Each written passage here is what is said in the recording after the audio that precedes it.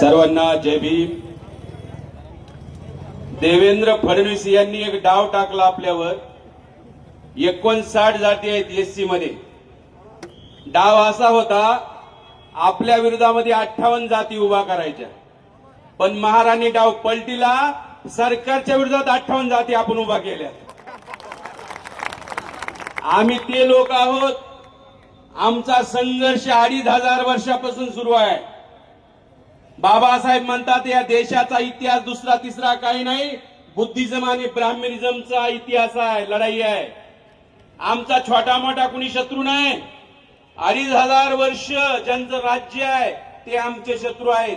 उगाच छोट्या मोठ्या जातीला कुणी शत्रू मानू नये, लक्षात घ्या। सर्वोच्च न्यायालयाने 1 ऑगस्टला निर्णय दिला 2024 ला। त्या दिवशी अण्णाभाऊ साठेंची जयंती होती। त्याच दिवशी मला कळालं होतं की या निर्णयाचा पडसाद महाराष्ट्रात होणार आहे। कारण 2 ऑगस्टला मी ते जजमेंट 600 पानाचं डाउनलोड केलं, प्रिंट काढली, आणि 3 ऑगस्टला पहिला व्यक्ती आहे मी भारतातला या विषयावर बोलणारा।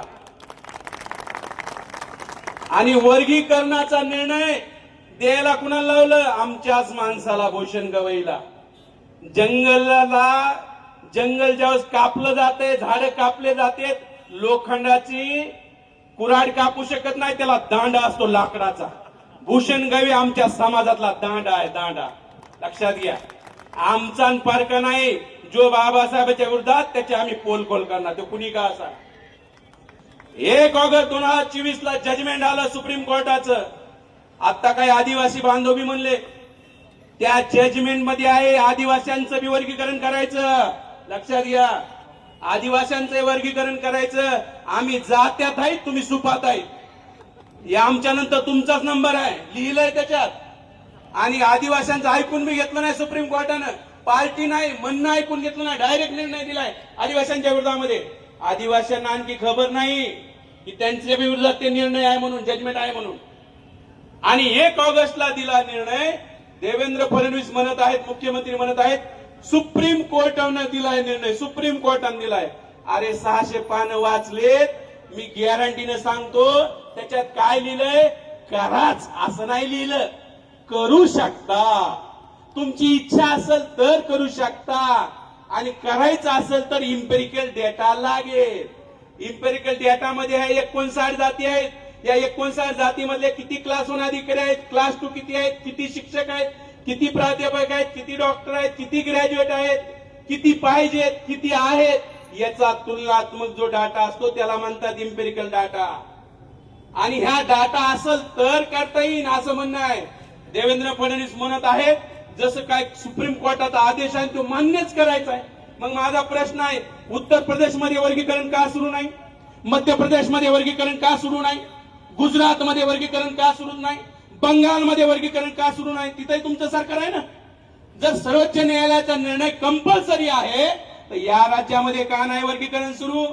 त्या इथंच का सुरू आहे? कारण हा निर्णय महाराष्ट्रासाठी घेतलेला निर्णय आहे, भूषण गवईच्या मार्फत घेतलेला निर्णय आहे, अण्णाभाऊ साठेंच्या जयंतीदिनी निर्णय घेतलेला आहे। त्यामुळे देवेंद्र फडणवीस म्हणतात की येणाऱ्या 2 ते 3 महिन्यात आम्ही लागू करू। 2 ते 3 महिन्याचा अर्थ काय माहितीये का? ऑगस्ट मध्ये लागू करू।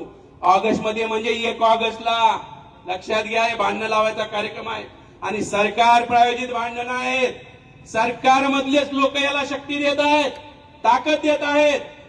आता देवेंद्र फडणवीस असं करत आहेत, ते उपमुख्यमंत्री आहेत एकनाथ शिंदे। 2024 ला निर्णय आला ना, 1 ऑगस्ट 2024 ला, आणि बार्टीचा अहवाल 2023 ला आलाय। 1 महिना, 1 वर्ष अगोदर, म्हणजे सर्वोच्च न्यायालयाचा निर्णय येण्या अगोदर एकनाथ शिंदेने वर्गीकरणाची प्रक्रिया सुरू केलेली होती। त्यामुळे देवेंद्र फडणवीस एकटे दोषी नाहीत, त्याच्या सोबतचा हा काळूबाळूची जोडी आहे एकनाथ शिंदे दोषी, लक्षात घ्या। त्यांनी हा 2023 ला बार्टीची मिटिंग घेऊन अहवाल बनवायला लावला, तो बार्टीचा रिपोर्ट आहे माझ्याकडे, आणि त्यांना सांगितलं की अबकडे करा म्हणून, अबकडे केलं पाहिजे। आता आमच्या काही नेत्यांनी सांगितलं, आपल्या मोठ्या नेत्यांनी म्हणले की जर वर्गीकरण करायचं असेल तर संख्येनुसार करा। मग आम्ही लॉंग मार्च काढला होता, बीड पासून 17 दिवस पायी चालत होतो। आमच्या लॉंग मार्च मध्ये भाषणात खाली कमेंट यायला लागल्या, तुमच्या नेत्याचं समर्थन आहे, तुमच्या नेत्याचं समर्थन आहे. मग म्हणलं आम्हाला इसकटून सांगावं लागेल नेत्याचं समर्थन आहे म्हणजे काय आहे भानगड. जर वर्गीकरण संख्येनुसार केलं 59 जाती आहेत. 59 जातीची जी संख्या जर मोजली 2011ची जनगणनेचा रिपोर्ट आहे माझ्याकडे. संख्येनुसार दिलं तर महारांना भेटतंय 8.5%, मातंगांना भेटतंय 2%. संख्या आहे तेवढी 2%. चर्मकार आणि ढोर बांधवांना भेटतंय 1.5%. संख्या आहे 1.5%. आणि राहिलेल्या 55 जातीची संख्या 1% बी नाही, त्यांना आरक्षण भेटतंय 1%. आता मला सांगा 55 जातीला 1% दिलं, जे आज 13% खेळायला लागल्यात त्या 1% बंदिस्त होतील, म्हणजे 55 जातीचं नुकसान आहे. ढोर आणि चांबा जे 13% खेळायला लागले ते 1.5% बंदिस्त होतील. 55 आणि 2 57 जातीचं नुकसान आहे. आणि मातंग बांधव म्हणत जरी किती जरी असला तरी माझी ही विनंती आहे बाबा, पंजाब मध्ये वर्गीकरण झाले 1975 ला, ते संख्येनुसार झाले. हरियाणामध्ये वर्गीकरण झालंय संख्येनुसार झालंय. आंध्रामध्ये वर्गीकरण झालंय संख्येनुसार झालंय. तेलंगणामध्ये वर्गीकरण झालंय संख्येनुसार झालंय. तमिळनाडूमध्ये वर्गीकरण झालेलं आहे संख्येनुसार झालेलं आहे. फक्त कर्नाटक मध्ये 1%चा फरक आहे, नाही तर 5 राज्यामध्ये संख्येनुसार वर्गीकरण झालंय. आणि जर मग संख्येनुसार झालं तर मातंग बांधवांना मिळतंय 2%. म्हणजे मातंग बांधवाचंही नुकसान आहे, जे 13% खेळायले 2% बंदिस्त होतील. मग फायदा कुणाचा आहे? फक्त महारांचा फायदा. आणि तुम्ही म्हणाल मग फायदा आहे तर विरोध काऊन करायला आपण? अरे फायदा आणि तोटा बघून निर्णय घेणारी आमची अवलाद नाही. जी गोष्ट संविधानाच्या विरोधात असते त्याचा आम्ही विरोध करतो.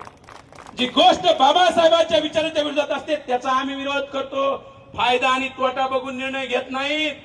या जर फायदा जर झाला ना वर्गीकरण, तुम्हाला सांगतो 29 आमदार आहेत राखीव मतदारसंघात.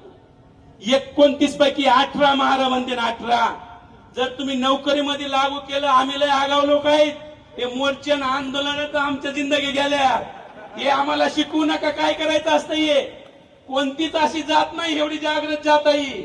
जसं 2 महिन्यातच पेटला का नाही महाराष्ट्र, 2 महिन्यात तालुक्याला खेड्यापाड्यातून आमच्या या बहिणी आल्यात. ही साधी बाब नाही, ही जात वेगळी आहे. म्हणून बाबासाहेब म्हणले होते मला धन्य वाटतं त्या जातीत जन्मलो. ही जात लय वेगळी आहे. अहो आम्ही लॉंग मार्च काढला तर आम्हाला सगळीकडे जेवण, वाकेकर सर त्याचे साक्षीदार आहेत, बरोबर आहे ना सर? जेवण, सगळे राहण्याची व्यवस्था, जेवणाची व्यवस्था सगळं समाज करतो. जे संघर्ष करतात पोरं त्यांच्या मागे समाज उभा राहतो. त्यामुळे मी सांगायलोय, जर तुम्ही वर्गीकरण नोकरीत केलं सरकारनं, उद्या आंबेडकर आधी म्हणते आता राजकारणात बी करा. मग राजकारणात केलं तर मग आमचे 18 आमदार होते, ग्रामपंचायत सरपंच किती होते, नगरसेवक, पंचायत समिती, जिल्हा परिषद. आम्हाला माहित नाही काय, मारापेक्षा मांग बरा, मांगापेक्षा चांबार बरा, चांबारापेक्षा ढोर बरा, ढोरापेक्षा जंगम बरा. तिकीट देताना आम्हाला थोडी देतात तुम्ही तिकीट. ह्याच्यापेक्षा कसा कोण बरा हे बघितलं जातं. ही राजकारणाची असलीयत आहे. आणि मग आम्ही जर राजकारणात माहित तर काय होईल? गोळ होईल ना. आम्ही विरोध यासाठी करायला लागलो, आम्हाला जे आरक्षण मिळतं ते भारतीय संविधानाच्या 341 नुसार, आदिवासींना 342 नुसार, ओबीसीना 340 नुसार. 341 मध्ये काना, मात्रा, एलांटी जरी बदलायची असेल तो अधिकार पार्लमेंटचा आहे, संसदेचा आहे, राज्याचा अधिकार नाहीये. सुप्रीम कोर्टाने बदमाशगिरी केली. काय बदमाशगिरी केली? अरे कलेक्टरच्या ऑर्डर मध्ये बदल करायचा अधिकार तलाट्याला असतो का? हे तर असं झालंय, जी सूची, जी लिस्ट आपली आहे शेड्यूल कास्टची, ती राष्ट्रपतीच्या सहीनं पब्लिश होते, राष्ट्रपतीनं. आणि जर राष्ट्रपतीनं जी लिस्ट बनवली, माझा सवाल आहे राज्य सरकारला कसं काय तुम्ही अधिकार द्यायला लागलात? हा निर्णय संविधानाच्या विरोधात जाऊन दिलेला आहे.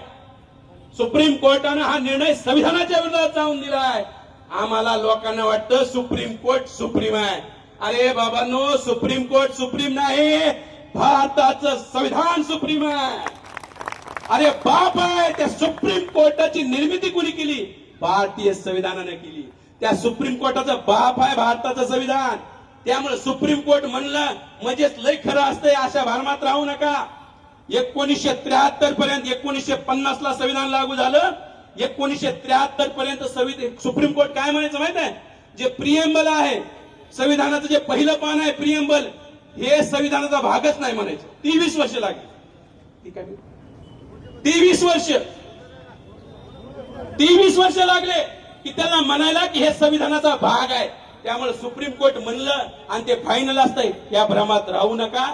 बाबासाहेबांनी ज्यावेळी 341 आर्टिकल बनलं होतं यासाठी बनलं होतं. बाबासाहेबांना अधिकार केंद्राला दिला, पार्लमेंटला दिला. एखादी जात एसटी टाकायचा अधिकार पार्लमेंटचा आहे, एखादी जात एसटीतून काढायचा अधिकार पार्लमेंटचा आहे, वर्गीकरण करण्याचा अधिकार पार्लमेंटचा आहे. बाबासाहेबांना माहित होतं हे राज्य सरकार बदमाश लोकांच्या हाती जातील आणि हे लोक याचा दुरुपयोग करतील. दुरुपयोग होऊ नये म्हणून बाबासाहेबांनी ही तरतूद केली आणि बाबासाहेबांच्या तरतुदीला डावलून सुप्रीम कोर्टाने हा निर्णय दिला. म्हणून हे आर्टिकल 341 चं उल्लंघन आहे, संविधानाचं उल्लंघन आहे. म्हणून आम्ही त्यांच्या विरोधात आहोत, लक्षात घ्या. दुसरी बाब, बदर कमिशन बसवलं, घाईमध्ये बसवलं. आज मी माहिती अधिकाऱ्याकडे आम्हाला माहिती आली. माहिती काय आली? हा आनंद बदरनं जे महाराष्ट्रभर फिरला 27 लाखाचे बिल काढलेत त्यांनी बार्टीकडून, 27 लाखाचे. माझा प्रश्न आहे, हा बदर महाराष्ट्रात फिरला, तुमच्या सिल्लोड मध्ये आलाय का बदर? तुम्ही हे आपल्या संभाजीनगर मध्ये आलता का कधी बदर? बदरचा फोटो बघितलाय का कुणी? बदरचा एखादा व्हिडिओ आहे का? अरे 27 लाख कशावर खर्चिले? अनिल कपूरचा जो मिस्टर इंडिया पिक्चर आहे त्याने बघितला असेल आणि ते घड्याळ घेऊन आला होता काय? गायब होऊन फिरला काय महाराष्ट्रात? त्या बदर सारखा थर्ड क्लास अहवाल बनलेला नसेल. आम्ही म्हणालो जाहीर करा, सरकार जाहीर करी नाही. माझं परत मातंग बांधवांना आव्हान आहे, लक्षात घ्या. तुम्हाला सरकार गुमराह करायले. जर सरकारला मातंग समाजाचं कल्याण करायचं असेल तर बदर समितीला चांगलं काम करायला लावलं असतं. 59 जातीचा डाटा गोळा करायला लावला असतं. देवेंद्र फडणवीसांनी तसं नाही सांगितलं. काही न करून थर्ड क्लास अहवाल दी. ज्या दिवशी हा अहवाल पब्लिश होईल दुसऱ्याच दिवशी आपण कोर्टात जाणार आणि त्याच्यावर स्टे आणणार आणि मग फडणवीस म्हणणार मला तर द्यायचंच होतं. बघा महाराज कोर्टात गेले. हे मातंगासोबत षडयंत्र सुरू आहे देवेंद्र फडणवीसचा. आम्ही म्हणलंच नाही ईमेल आयडी द्या, आम्हाला सूचना द्यायच्यात. आम्ही म्हणलंच नाही, सरकारनंच ईमेल आयडी दिला. 15 एप्रिल सांगितली, ज्या दिवशी आपली जयंतीत व्यस्त आहेत. मग आपल्या लोकांमध्ये गडबड झाली, काहीतरी घोळ आहे. 1 लाख मेल गेले, त्याच्यातले 85,000 आपण पाठवले. 85,000 वर्गीकरण नको म्हणून. देवेंद्र फडणवीसांना माहित नाही का की महाराजचा हुशार आहेत, शिक्षित आहेत, मोबाईल यांच्याकडे आहेत, हे पटापट मेल करते आणि मेल करते. मग आता देवेंद्र फडणवीस आता म्हणतायत की जेवढ्या सूचना आल्या त्या 1 लाख सूचनांचा आम्ही निपटारा करू. निपटारा करू म्हणजे काय? 85,000 म्हणायले, नका देऊ. मग आता देता येणार नाही तुम्हाला, महाराज म्हणायला लागले नका देऊ. अरे बाबा न तुम्हाला द्यायचा विषय नाही हा. ज्यांनी 2,500 वर्ष आमच्यावर अन्याय केला, आमच्या गळ्यामध्ये मडकण कमरेला झाडू बांधला, ते न्याय देणार आहेत काय अवलादी? ते न्याय देण्यासाठी करायले नाहीत. हे फक्त भांडण लावण्याचा कार्यक्रम आहे, देण्या घेण्याचा विषय नाहीये. त्यामुळं आपण सावध राहिलं पाहिजे. म्हणून ह्याच्या ठिकाणी आपली दुसरी मागणी आहे, मोर्चाची ही दुसरी मागणी आहे की बदर कमिशनचा अहवाल आपण जाहीर करायला पाहिजे. बदर कमिशनचा अहवाल जाहीर झाला तर या सगळ्या गोष्टी होतील. शेवटचे 1 ते 2 मिनिटं बोलतो आणि थांबतो. वेळेची मर्यादा आहे, मला माहित आहे. आपण उन्हात बसलेलो आहोत, परंतु काही नाही, आम्ही 17 दिवस उन्हात चाललो आणि उन्हात चालल्यावर बी काही होत नाही. आम्हाला कळायला लागले काही होत नाही, काही होत नाही. आपण पाऊस आला का आपण काही ढेकळं नदीवर गळायला आणि उन्हाने वाळून जायला बी काही आपण पाला पाचोळा नाही. लक्षात घ्या, काही होत नाही. संविधान धोक्यात आहे. सरकार आपल्यासोबत गेम करायच्या मार्गावर आहे. त्यामुळे लक्षात ठेवा, देवेंद्र फडणवीस जे समर्थक आहेत, मातंग नेते, त्यांनी एक पोस्ट टाकली, धप्पा पोस्ट. एवढा धप्पा मला लक्षात आलं. धप्पा काय माहिती आहे का? देवेंद्र फडणवीस म्हणणार निपटारा करू आणि 1 ऑगस्टला आपल्याला बेसावध करायचं आणि बेसावध असताना निर्णय द्यायचा आहे. 1 ऑगस्टला अण्णाभाऊ साठेंच्या जयंती दिनी वर्गीकरणाचा निर्णय येण्याची दाट शक्यता आहे. म्हणून त्याच्या आदल्या दिवशी म्हणजे 31 जुलैला आम्ही चैत्यभूमीवर घोषणा केली, बाबासाहेबांना अभिवादन करून. तुम्ही 1 ऑगस्टला करायचे डोक्यात आहे, त्याच्या आदल्या दिवशी आम्ही महाराष्ट्र बंद करू. करायचं का नाही महाराष्ट्र बंद? आणि महाराष्ट्र बंद करायची ताकद या निळ्या रुमाला आता लक्षात घ्या. कुणाची ताकद नाही. जर हे निळ्या अवलादी आल्या ना रस्त्यावर, महाराष्ट्र कसा बंद होतो? भीमा कोरेगावच्या दंगलीनंतर बघितलंय महाराष्ट्रानं आम्ही कसा महाराष्ट्र बंद करतो ते. आम्हाला सगळं माहित आहे. आमचा नाद करू नका. कुणाचाही करा, महाराजांचा नाद करू नका. डेंजर आहेत लोक आम्ही. आणि जर तुम्ही तरी सुद्धा वर्गीकरण केलं तर 29ला तुमचं नामोनिशान मिटवून टाकू. एवढंच बोलतो आणि थांबतो. जय भीम, जय भारत.